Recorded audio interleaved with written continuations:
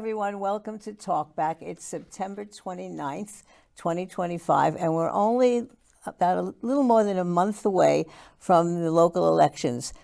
Unbelievably, a lot of people don't even realize that we have local elections on Tuesday, November 4th. So we're going to continue our series of talking to some of the candidates who are running for the offices in Colchester. And today, we're lucky to have the top three, the trio, starting with Bernie Dennler, who is our first selectman and running again. Hi, Bernie. Hi, Sheila. Okay. Thank you for having us. Rosemary Coyle, who is a selectman or select woman. How do you like to use it? Whatever. And Denise Turner, also a select woman on the board. And they've been on the board before. And Bernie has in his first term. And I live in Colchester, and I guess I don't have to tell people that I'm a little bit partisan, you know. So 2 years ago, our town was the talk of the town, but not in a great way. We had very divisive politics. We had financial issues. We had issues of trusting government. How was the government spending our money? How are they accounting for it? What's happening with our library and freedom of speech? We had so many contentious issues, and we didn't have the leadership that could bring people together and get stuff done for the community. And now 2 years later, wow, we can take a breath. You know, we have leadership where we feel like we can trust what's going on, and we have communication, and we can be listened to. We can listen, we can be listened to, and we can be a part of the government or not. We can stay home and enjoy it and let Bernie and the two of you do the work. Right? So Bernie, tell us, how did that happen? How did we get trust, confidence, communication, and listening in these last 2 years to make a huge change in Colchester? Well, thank you, Sheila. As you said, 2 years ago, Colchester was in a really rough position, and it's why I stepped up to run for first selectman in the first place. At the time, I was working at the Lebanon Town Hall in their first selectman's office. I was working under first selectman Kevin Swickla. Prior to that, I'd worked under first selectman Betsy Petrie, one a Democrat, one a Republican, but Colchester was my hometown. And I'd served on our Board of Finance previously, and I was just really concerned about the level of division and the way that that division was making it so hard for the municipal government to do the things that it was supposed to be doing. And I had seen another way. I knew that Democrats and Republicans really could still sit at the table together and work out the issues that we face in the town, because my philosophy has always been that no matter what's happening in Washington or even in Hartford, most of the issues that we have to work through or deal with when it comes to the town government, there's just not necessarily a Democratic or Republican answer. You look at the senior center or the fire apparatus or our recreation fields. There's not a Democratic or Republican answer to those things. How a person falls on any of those issues, whether we're going to build something or maintain something, really comes down to how they, as individuals, interact with the town. And I think that we'd really fallen into these very partisan corners, and I think that a lot of that was coming from the very top, and that it was the responsibility of the first selectman to set a different tone, and also to bring some experience in working through municipal issues to try to deal with some of the problems that had emerged over that 2-year period, particularly in the area of town finances, as you mentioned. Yeah, so you say it doesn't really matter sometimes on the local level if you're a Democrat or Republican or an independent, because there are so many common areas where you can come together.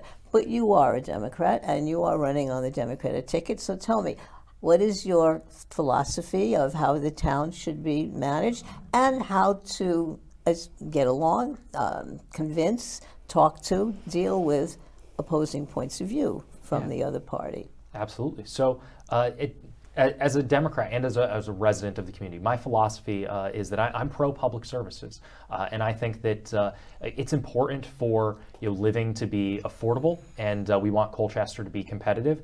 But I think that you cannot talk about the issue of affordability without talking about the issue of affordable access to public services. People talk about the cost of living in Connecticut, and yes, Connecticut is an expensive place to live, but at the same time, we have some of the greatest public schools in the country, and education that as a regular person who may not be able to afford to send their kids to private school, that most people would never be able to afford if it were not for the system of government that we have put in place to provide affordable, quality public education in our state and in towns like Colchester. And the same is true for a lot of other topics. We have a fantastic new senior center in Colchester. Most residents probably would not be able to afford membership in a kind of private clubhouse that would offer those same services. But as a town, we're able to band together and provide that to give, for the most part, free access to a facility where people who are seniors can come together, participate in programming, build connections. We have access to a fitness center now for affordable, healthy gym access. We've been able to create affordable access to evening hours at the senior center by leveraging some non-tax revenue through the state's cannabis tax program that the town receives, so that now the senior center is open 2 nights a week so that some of our older residents can go to the gym. Why are you so good at getting all that accomplished? What's the key? I guess I'm not sure what it is, that makes me good at doing some of that, but I think that I look at things from a very big picture perspective. But despite that, I'm always thinking about how any decision I make is going to impact people as individuals in the community, as neighbors, and to try to balance that, big picture view, what we need to accomplish, today, tomorrow, next year, and 5 years from now with, what is the picture right now for an individual living in town and what their needs are. Okay, so I'm sure that your colleagues can talk about a little bit about that. So Rosemary, first you, and then Denise. How did you get this difference? What was it like 2 years ago, and how did this change come about, and why is it? What's the key? 2 years ago was a nightmare, is really the only way I can describe it, because we were not a functioning Board of Selectmen. There was too much partisan nonsense going on, and we weren't dealing with the issues that were in the best interest of the town. We weren't dealing with issues at all. We were just dealing with political agendas, and that doesn't serve us well. And I've worked with a lot of first selectmen, and when Bernie came on, and it was a dream, really. and I tell him this all the time. But I think we've been very lucky because Denise is there too, and the 2 people elected on the other ticket are working in a very bipartisan manner. Because you have a board of, explain it, you have a board of 5 people, and this board works together. It's not Republican and Democrat, it's the issue. We talk about the issues. Bernie gives us every piece of information we could possibly want to make a good decision. And if we're not comfortable, he's okay, let's put it on, let's hold it, give you more facts, and move on from there. That's the difference. When you have a leader that's willing to listen, to accept the fact that it's okay to question, and that you sometimes need more information because you may not have all the facts that make you comfortable to make that decision. That's one of I think the best things about Bernie Dennler as our first selectman. Okay. He cares. He just cares about us as people. He cares about the people of the town. Okay, Denise, your outlook on the difference in the last 2 years. The last 2 years, 2 years ago, like Rosemary said, it was just hellish. I think what Bernie has brought to us, he's in his own community, which is a community that he loves and he grows up in. He came to us with the experience of having worked in a municipality, in a first selectman's office, and a lot of knowledge about how things work and how things run. And I think bringing that to Colchester was able to help him, bring some of that stuff with him, and he was able to pull back on that and, had his connections already that was able to help us. Right. Yeah. So it's not just listening, it's management skills and setting goals and priorities, which we'll talk about. Absolutely. Bernie, tell us, how do people vote? So now you're going to the booth on November 4th, and you're going to vote for the Board of Selectmen. How many people are you going to elect? You elect the first selectman separately. Explain that, the Oh, ballot, yeah. so So- people know. So up for election this year in Colchester, obviously the first selectman race. So I have one opponent, and then for Board of Selectmen, which is voted on separately, people get 3 votes. So as Democrats, the Democratic slate is running Rosemary and Denise for re-election, and then on the Republican side, they have 3 candidates: Art Shalosky, Cliff O'Donnell running for re-election, and they've got a challenger, Tim Valancourt, who is also running. And so that's an interesting dynamic there. And So you get to vote for 3. You get to can vote vote for for first up selectman to- separately, yep. and then up to 3. up to 3. But there's, how many are on the board? So it's a 5-member board 5-member total. board. Yep. So somebody is going to be out, obviously, of the people that are running. Got it. Okay, so now let's talk about some of the issues that now that we've laid the foundation for how you're managing well and communicating with the public and putting Colchester on a much better footing. So let's talk about taxes and financial responsibility. One of the issues we always have in every election is usually the Republicans want to tamp down. We don't want any more taxes, and we want to spend less money. Why is that a false choice, and why is what you want to do responsible and saving taxpayers' money? Sure. So I think there's some really interesting dynamics at play, and I think it speaks to how we've changed the conversation in the last 2 years. But our Republican opponents, despite what they might put on their mailers right now or on their flyers where they're talking about the tax and spend mentality, Right. John Thomas, my opponent, Tim Valancourt, who's running for Board of Selectmen, they're both on Board of Finance right now. This spring, they both voted for the town budget that I presented. And they both said that they believe that the town budget is underfunded, which I believe is true. You look at the town budget So today. what a weird thing, them contradicting themselves in their Yeah, political you'd have to ask them campaign. about That's that. such an unusual thing, isn't it? Yeah. I think that, really, at their hearts, they're really just opponents to education spending, and that starts to come out. But whereas I think that we're pro public schools. But if your issue is with the education spending, then you should be running for Board of Education, not for the Board of Selectmen or for First Selectmen. And I think that we've made a lot of progress in the last 2 years. If you look at the town budget today, it's actually less if you adjust for inflation than it was pre-COVID. Okay, that's important for people to hear because, again, as you said, there's this thing out there that somehow the Democrats are doing only just spending and taxing, which isn't true. We want to not let people always think that, right? We want to let people think that you're making the right management decisions, you're saving money because you're managing it properly, you've got the right priorities. So tell us, we know that the budget was a mess or the accounting system was a mess and you didn't trust the figures. How have you straightened things out, and what is the status now of Colchester's taxes and budget and bond rating and all that stuff? So when I came in, our finances were in rough shape, and it's probably the place that my municipal experience more than anything was a benefit because right away when I looked at the data that was available to me internally and also reviewed it with some other outside eyes that I asked to take a look at some things that I had concern with, I knew that the picture that was being presented wasn't accurate. And so we launched a restructuring of the finance department, and we moved aggressively on that because there was no time to waste. Had we not taken the steps that we did in December of 23 and January of 24, right after getting into office, we would have gone into that budget season with numbers that were inaccurate. And frankly, the town budget at that point was on track to be overspent by close to $1 million.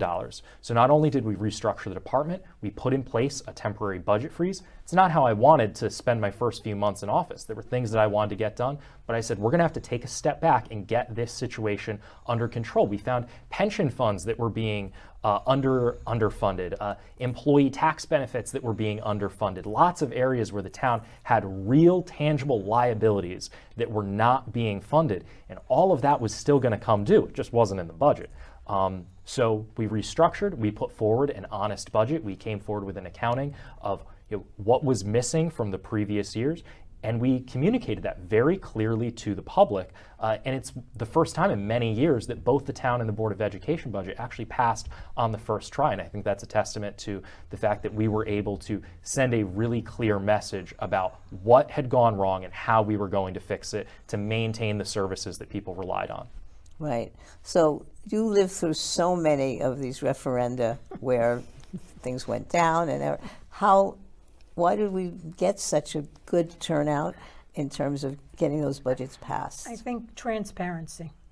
This government under Bernie Dennler and the rest of us, and under the Board of Selectmen, we talk about what actually we're spending the money on. It's very clear. Bernie's done an excellent job, and the Board of Finance did a great job in getting the information out to make sure people actually understand what's in the budget, why the budget's going up, why it needs to go up. We've taken care of maintenance issues that haven't been done for years. This is the first time that I remember during an administration that we had a full complement of staff. Every department is fully staffed, and that makes the government run better. So I think a great part of this has been we're clear to the people. We sent out a clear message, we provide information, we answer questions, and things get done. They can see exactly what happens when they spend the money and where it's going and what happens to it. Right. And what about the relationship, Denise, between the Board of Selectmen and the Board of Education and the Board of Finance? How has that either improved or changed over the last 2 years? I think the relationship between the Board of Finance and the Board of Selectmen has improved greatly over the last 2 years, because the Board of Finance was kind of chaotic 2 years ago, and and could not get a lot done, and could not come out with correct numbers and whatnot. So it was hard, to support what the Board of Selectmen was putting through. The Board of Finance now is clearly straightened out, and understand, we've got good budgets, we've got good numbers in the town. So everything, again, being transparent is more understandable. So whatever's coming through, the numbers are there, the money's there, it can be backed up, and it's easier to put things through. The Board of Education, on the other hand, kind of operates separately. So we don't have a lot of oversight for the Board of Education, but we do still work together. We are one town, one entity. Okay, great. All right, so I want to go through some of the things in your platform, some of the issues that you're going to be working on. And let's see, you talked about the bond rating. Did you talk about that? The bond rating for Colchester? Nope. So that was something that one of my biggest concerns with our financial issues early on was that we had voted on the senior center project, we'd voted on the fire apparatus replacement, and so we were carrying debt that was it had not yet been bonded, and so the town had taken out what are called short-term notes. So essentially we were making interest-only payments on that debt. To start paying down on the principal, we had to go through the bonding process. But because the town was so behind on its audits, the town was not in a position to bond the debt. We couldn't get a buyer for our bonds. And so the biggest goal of restructuring the department, besides getting accurate numbers out to the public for our budget process, was to be able to get accurate numbers and information to our auditors so that we could then present clean financial statements to banks to lend us this money that we needed. And that keeps your bond rating. Correct. And so we salvaged our town's bond rating, and that meant that when we bonded in October of 2024, we actually got a big premium. That's money back, more than we expected. And so altogether with what we did to restructure the finance department and go through the audit process and then bond for those and then get reimbursement that was still pending for the William J. project, we saved about $2 million in taxpayer dollars that could have been lost or that we could have had additional expenses had we not done this. That's a huge amount of money in the town budget, which is only about $18 million. Right. Another thing that you're touting is that the ability to win grants. So it's a full-time job to write grant applications, but it's very important. So talk about that. You were happy that you were able to utilize grant funds for a lot of projects, Yeah, right? absolutely. This was part of my platform 2 years ago, was that it was plain to me that Colchester was leaving money on the table when it came to grant opportunities that were out there. So we hired a grant writer from a firm called Tyche Planning. We used a little bit of seed money from the ARPA program to do sort of a one-year pilot program. And just from that, we spent about $24,000 on that pilot program. We've already gotten a $1 million grant for the Small Town Economic Assistance Program out of that investment. So a great return on investment. But we've had other grant applications approved in my time in office as well with this board that we applied for together, a total of $5 million that are funding opportunities that we would have never been able to afford as a town otherwise. Environmental cleanup at Norton Park, along with site development, speed enforcement on rural roads, Bacon Academy upgrading the HVAC system, other public safety related grants. I can actually announce today we just found out that we're receiving $86,000 under an AFG grant. That's a firefighter grant for equipment and overtime for our firefighters. So we cast a wide net. Sometimes you got to throw a little bit of spaghetti with these grant applications and see what sticks. See what you can get, but you have a qualified person who's able to, has the skill to do that, which is important. Great. So we don't want to bypass one of the greatest accomplishments that happened during your administration, not to belittle the fact that a lot of stuff happened before, and that's the senior center, right? And Rosemary worked on it for like 100 years, it feels like, one referenda after the other to try and finally get that senior center. But Rosemary, it all came together when Bernie was first selectman. It did, you know, and you know, I think about it when I first got on the Board of Selectmen, it just became something I was interested in. How long ago have you been fighting for that? 2007. Yeah, exactly. But, you know, it had a lot of steps. There were a lot of steps. There were a lot of committees. There were multiple study committees. But things started to come together when people that sat on all the boards finally saw its value. And once we bought the land, and we only paid $90,000 for the land that it sits on, then things started to move. But for me, it's always been a goal that we needed to do it, not just for seniors, but for the town, because it's an incredible facility that's being used around the clock. It really is. When the seniors absolutely have 100% first priority, but when they're not using it, the rest of the town gets to use it in some way. And I just saw it as an incredible part of extending the complex. I mean, and we're kind of doing that too when we're looking at renovating the youth center and renovating the old senior center to possibly be a those are two projects that you're going to be working on now, right? Renovating the old senior center for the veterans and hopefully the police force.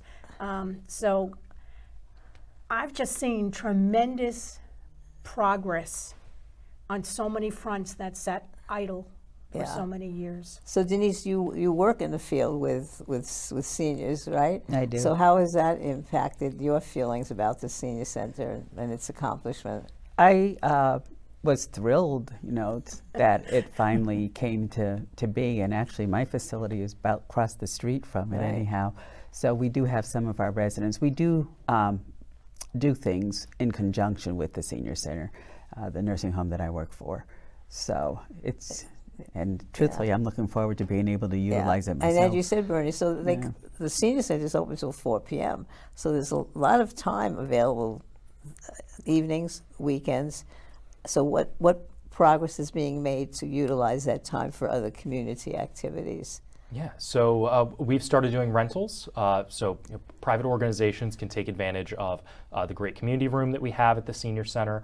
We've also made it available for parks and recreation programming. So there have been some parks and rec programs taking place there, targeting a range of age groups. And we've also launched what we call wellness nights, which are extended hours for the senior center until 8 p.m. on Tuesdays and Thursdays. That's great. And that just started earlier this month. And that doesn't cost taxpayers anything.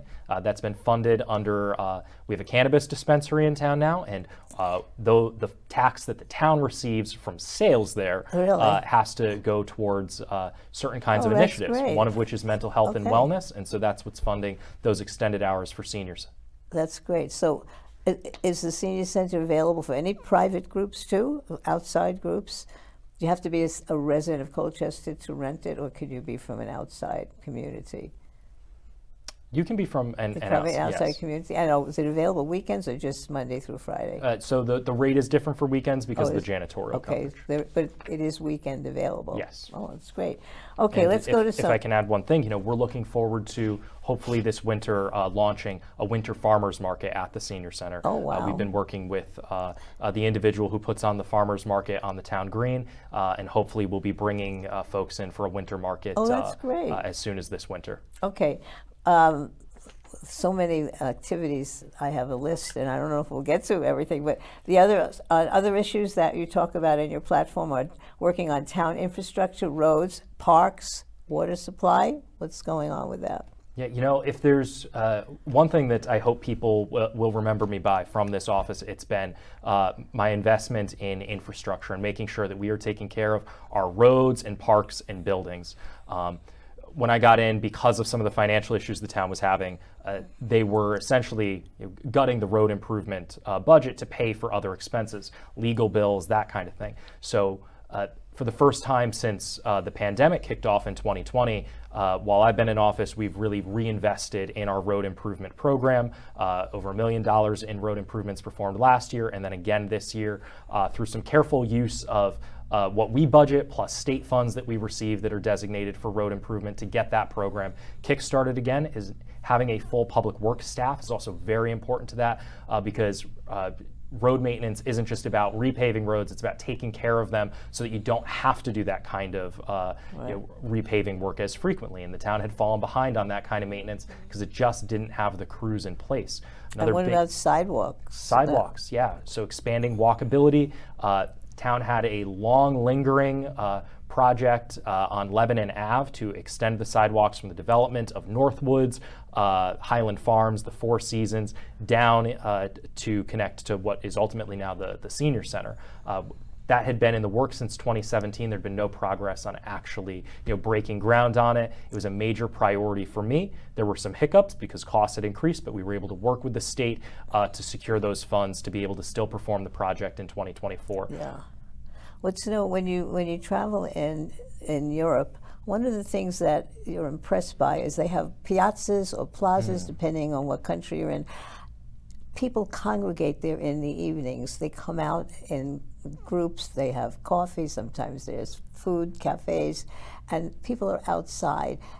In so much of New England, we have wonderful town greens, but we don't utilize them as public spaces enough where people can be walking every day. What do you think of that concept? Can we have a piazza somewhere in Colchester where people will take a walk in the evening? So I think what you're talking about is sort of the concept of what we sometimes call placemaking. And we've Okay. been working with the Connecticut Main Street Association recently. We got a grant from the group Colchester Cares for the Economic Development Commission to join the Connecticut Main Street Center. So we recently went through an assessment to say, what does our downtown have in terms of a walkable, vibrant Main Street corridor? And the green is a huge asset there, but there might be more ways that we can use it. It might not be a piazza, but another thing that we have in our downtown that I think sort of fits into the vision you're talking about is we've got an airline trail spur. Walkable, bikeable access to a whole trail system connecting many towns right in our downtown on Lebanon Ave.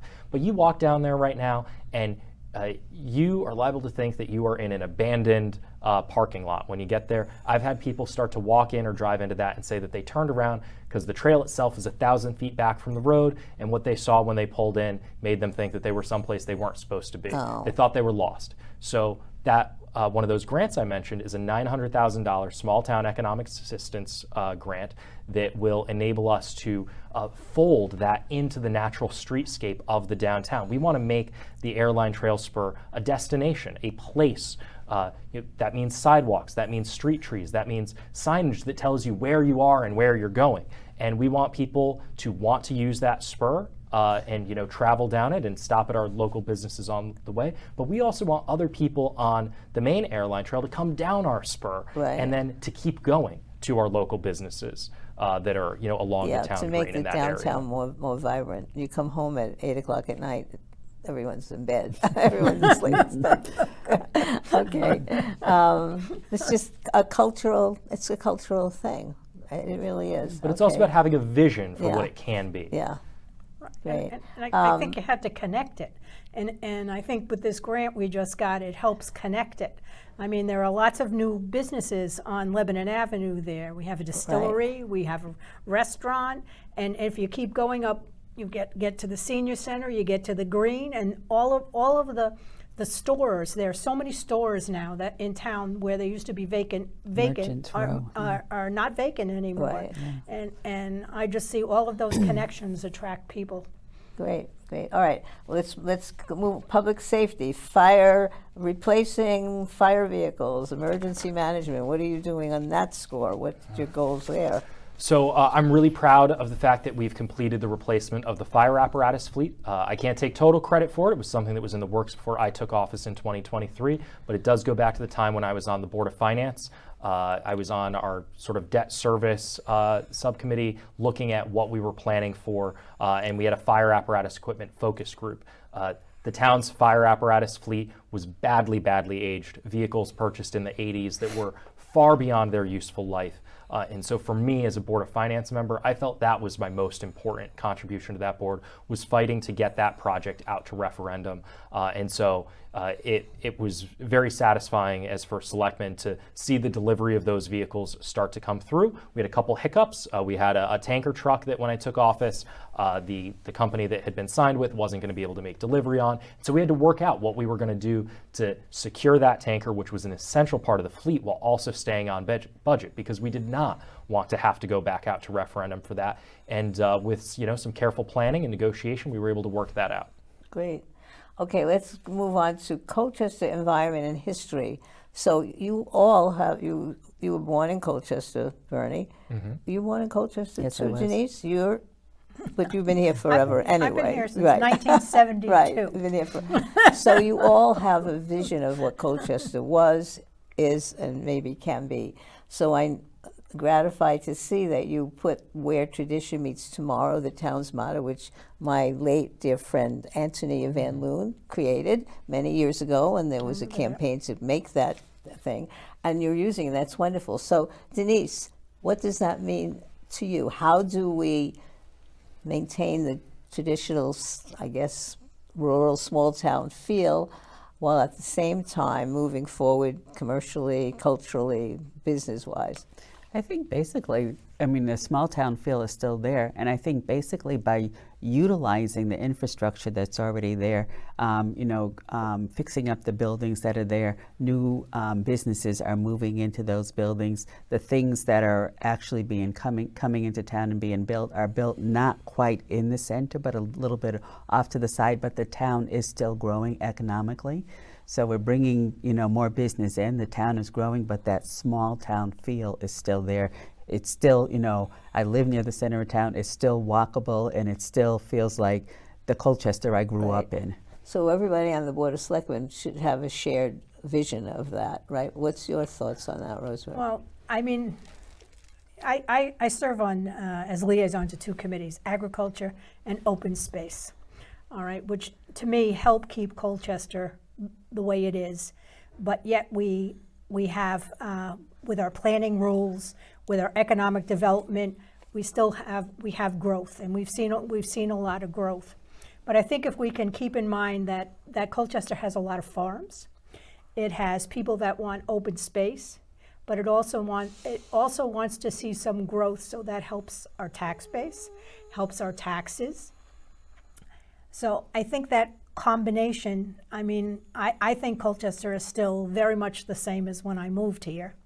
I think that combination is necessary for any town to survive and grow. And I think the more services we have offer, the more welcoming we are to business. And Bernie does a great job supporting our businesses. I think businesses feel comfortable here, and they know they can come to the government and have support. And if they have a problem, we're here to help. Right. Okay, it's not nothing's adversarial. Things are flowing in a more similar way that things will allow things to happen. Okay, there's not adversity. Okay. So, Bernie, I want your vision on that, but also in your statement of your policies for the future, you talk about the Norton Paper Mill, Norton Park, the Sublitz Preserve, trail system, clean energy, and so forth. Talk about those things in the same vein as improving our environment and remembering our history. Sure. So I think the Norton Park project is a great example of the combination of those things, where we want to honor our town's history, and the Norton Park project is going to do that.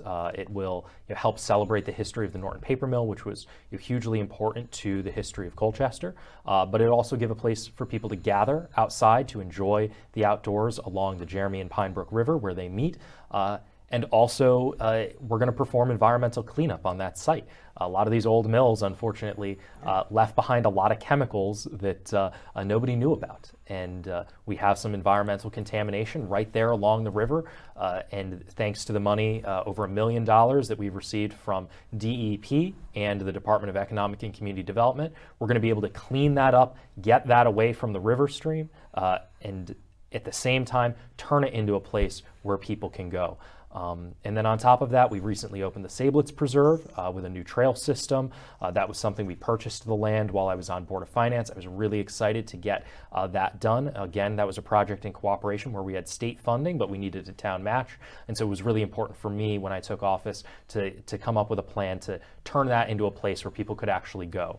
And so we used a combination of volunteers and town staff to blaze a trail system so that that is now open to the public as well. And then you talk about restoring Bacon Academy. We mean by Bacon Academy the building at the center of town. It's very, very historic building. What do we need to do to preserve that? Yeah, so Bacon is an interesting subject because it's integral to our town's identity, and yet the building is not owned by the town of Colchester. It's owned by the Bacon Academy Board of Trustees, but we have a great partnership with them.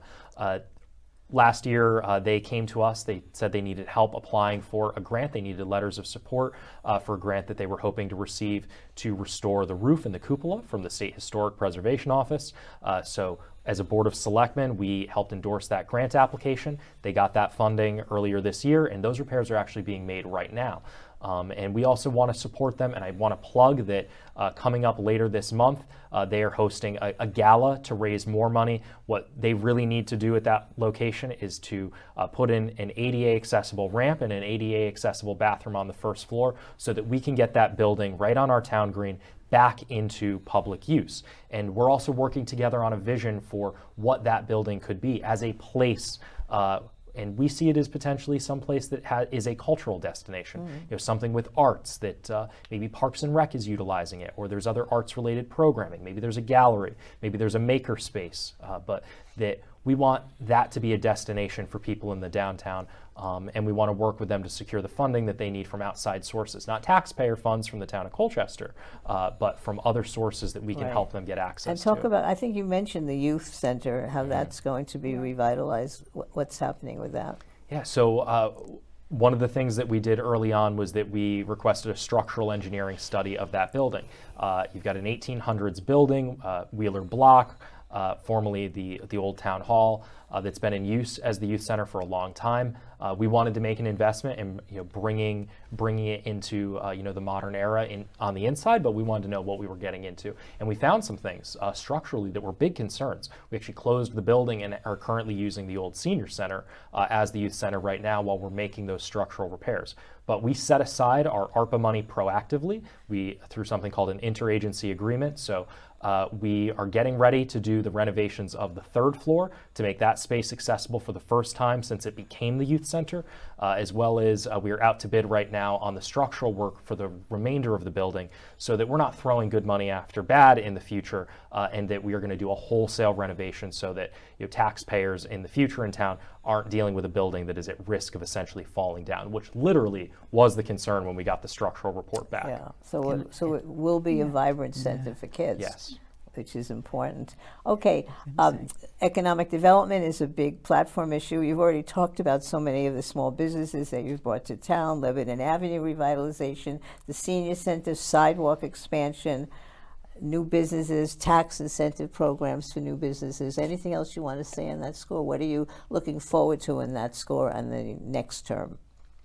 Yeah, so I think that the Lebanon Ave revitalization remains an ongoing priority because it's an area of town that had started to become a little bit run down, where you had a lot of vacant buildings or vacant storefronts, and so the investments that we are making right now are made in this term. For example, the sidewalk extension, the senior center, the small town economic assistance grant with the airline trail will help bring some of that vibrancy to that area to support some of the businesses that have recently moved in, like Arc Distillery or Colchester Donut Cafe, as well as to hopefully get some of the storefronts that are still vacant right now filled and up and running.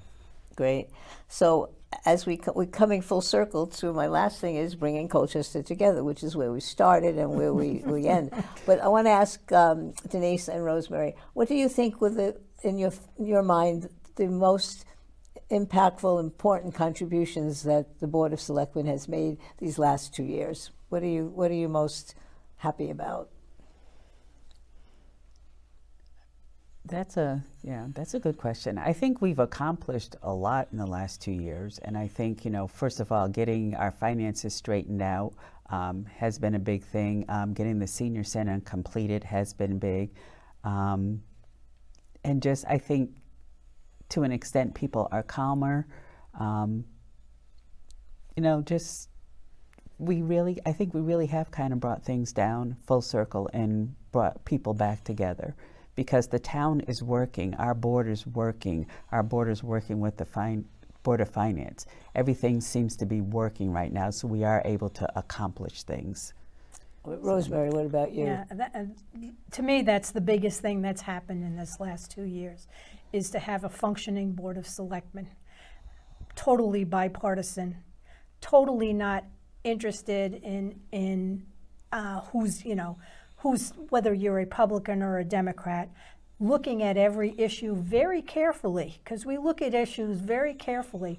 Our meetings are really boring now because there's no excitement. You're not making the headlines. We're not making Colchester headlines. Fight today. We're not making headlines. We're just doing the work.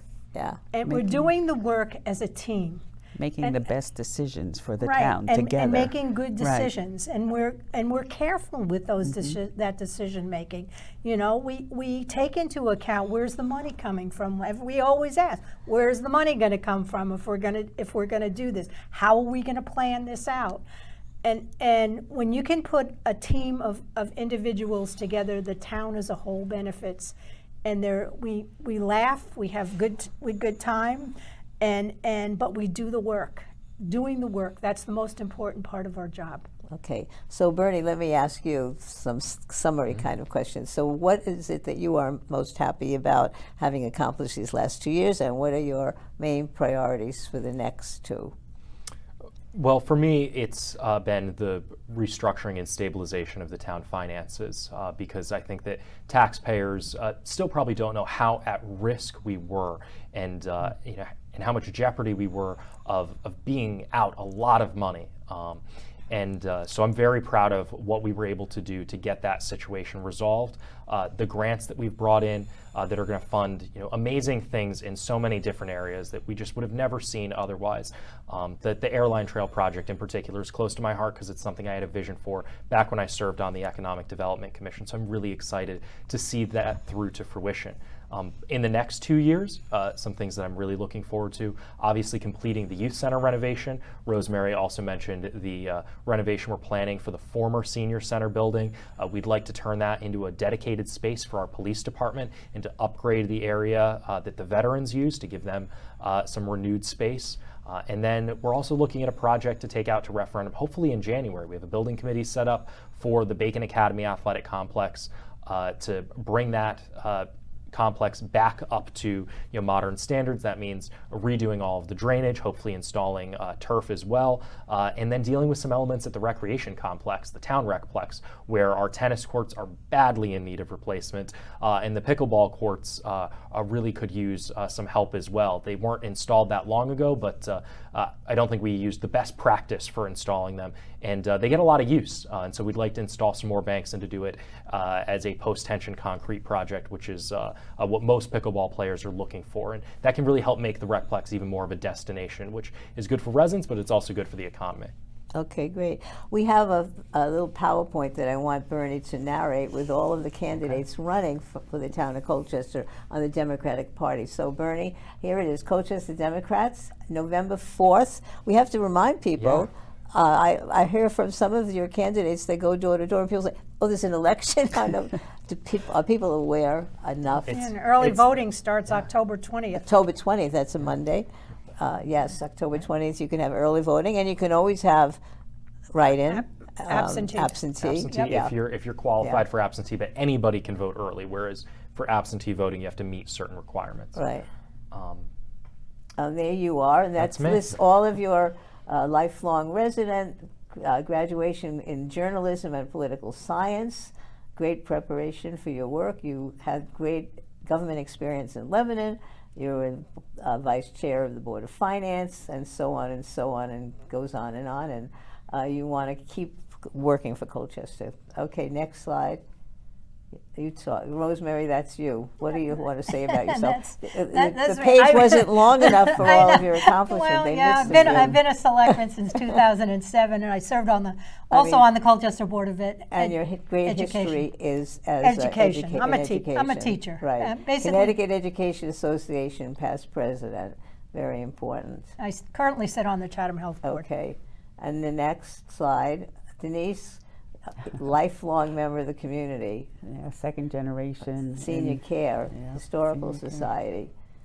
7 years Years. on the Board of Selectmen. Yeah. Oh boy. And how many of you, Rosemary? 18. How many? 18. 18, oh boy. Justice of the Peace, incumbent. Wonderful. Okay, next. All right, just briefly, we've covered a lot. Is there anything on there that you want to highlight a little bit more on your platform? Just how important it is for us to maintain financial stability and professionalism, and that those two things are linked to each other. A lot of the jeopardy that we were in financially was because of the chaos that had played out in the town hall, starting in the first selectman's office. Okay, next. Now tell us about some of, you narrate this, Bernie. Yeah, so we've got Dave Koji, who's running for treasurer. Dave was the chair of the Colchester ARPA committee, which oversaw the recommendations on over $4.5 million in that stimulus money that came out after COVID. Dave's a business owner. He's a really smart guy. He's the kind of guy that we can put our faith in and trust in as our town treasurer. Okay, next. Board of Finance, Jillian Vinci. Jillian is a member of the Board of Finance right now. She was appointed in December of 24, so she's running for the first time. She was appointed to a vacancy. But Jillian is brilliant, very smart. She works in the health insurance industry, and so she is a tremendous asset to the board because a lot of people who sit on that board may not have that kind of knowledge about what some of the biggest expenses that we face as an employer are. So it's been great to have Jillian there to help dig into that issue, and I think that her experience is going to be really valuable coming up in the next term. Okay, next. Krista Cardis, also running for Board of Finance, running for the first time. Krista has been a registered nurse for 30 years. Also very smart, serves on the Board of Assessment Appeals right now. So she is familiar with our town finances, with the assessment process, with the impact on taxes to residents and homeowners. And so I think that her perspective as somebody who's also been in Colchester schools as an employee, she was a public schools nurse, will be a really valuable addition to the Board of Finance. Next. And then Sean Gillespie, who's currently actually our town treasurer. Sean got elected alongside me in 2023, and he was there, as we untangled some of the really challenging things that we found in our finances early on. And so I think that Sean would be a great addition to the Board of Finance, and it would put that knowledge that he has to really good work for the town. Nancy Nelson, Board of Education, really excited about this. Nancy was a lifelong teacher. She was a math teacher, and she's also very active in the Colchester community right now. She serves on the Core Commission as chair, and she's also volunteer at the Senior Center. I think that Nancy is going to bring an interesting perspective to the Board of Education because she's coming at it, both as a resident and a senior citizen. She doesn't have kids in the school system currently, but she is a teacher and educator at heart, and I think that's going to be a really valuable thing for that board. Okay. Gussie Gilberti, Board of Education, another person I'm really excited has agreed to run. Gussie was a Colchester Public Schools employee. She was a special education teacher, a really, really bright, passionate individual. And she is bringing both the experience in the classroom as well as education leadership that I think, again, is going to be really valuable to the Board of Education and someone who I'm really excited to have on our ticket.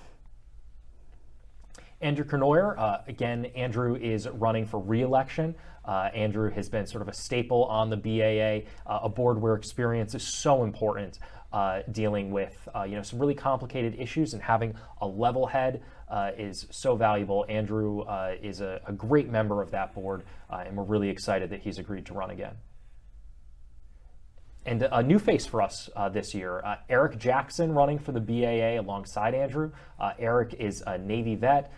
He's a scientist, a really sharp guy who has agreed to step forward and to put himself out there to serve his community. It's his first time running for office. I've been out door knocking with Eric, and I can't speak highly enough about him. I think we're going to see good things from him. That's great. And that's the slate. And you did a great job of describing everyone. I want to vote for all of them, I guess, after you finish that. That's good. So, We're glad. So let's have some final thoughts. Denise, Rosemary, Bernie, why do we get so few, 20, 30% of the electorate comes out and votes in a local election? Why should people come out on November 4th, and why should they vote for you guys? I think because together we have been able to accomplish a lot these past 2 years in moving Colchester forward, and I think that we should continue working together. For me, it's what happens at the local level. The people that are elected at the local level impact you the most. Yeah. They impact every part of your life. So the decisions that are made by a board like the Board of Selectmen and led by the first selectman are totally, absolutely 100% important to you personally. And Well, I think mention them.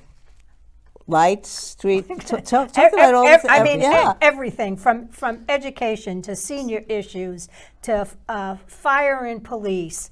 All of those things impact you personally, and so it matters who sits on our local boards.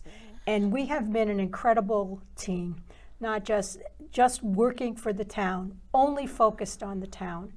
And I think that's the kind of person you want to put in political office. Okay, Bernie. I think people need to come out to vote because what happens on our boards affects what happens in our homes. The town is our home. This is the place that we live.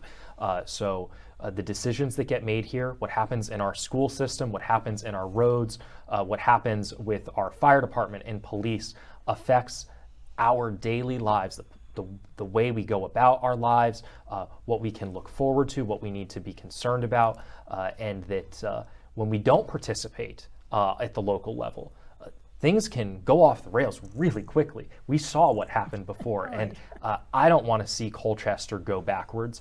And we've seen that happen before in our town where turnout's low, people get elected who maybe people didn't think had a chance, but turnout was low, and so as a result, you got to ride out that time, and I think that you lose progress when that happens. I hope that we have learned from those experiences, and we recognize just how important these seats are to having a healthy, vibrant, cooperative community. Okay, great. Are there any issues? Is there anything else you would most want to say that you say, gee, I forgot to mention? Anything? Any last thoughts that you have of anything that you missed? Not Not policy related, just that for the last 2 years I've been serving in this role, and as somebody who grew up in town, it's been a tremendous honor to serve as the first selectman of Colchester, and I'm really proud of the work that we've done. I feel that no matter what the outcome is in the election, that that I have a sense of peace, because I believe that this board will have left the town in a better position, and that if other folks were to pick up the mantle, that they would have a better shot because of the work that we did. That said, I really want to continue serving because I enjoy it so much. I love serving my neighbors, my family members, my friends, people that I've known my entire life, and to be able to make an impact on the community that has always been my home is just a tremendous feeling, to be able to give back and to go to work every day feeling that the work that I do matters, and that I care about the people I work for. That's a great note to end on in this age of cynicism and people saying they don't care. We care, you guys care. And good luck on the campaign trail. And everybody, don't forget to vote on November 4th for your local officials. It's as Bernie said, it's your home. Okay, see you next time on Talk Back. Bye.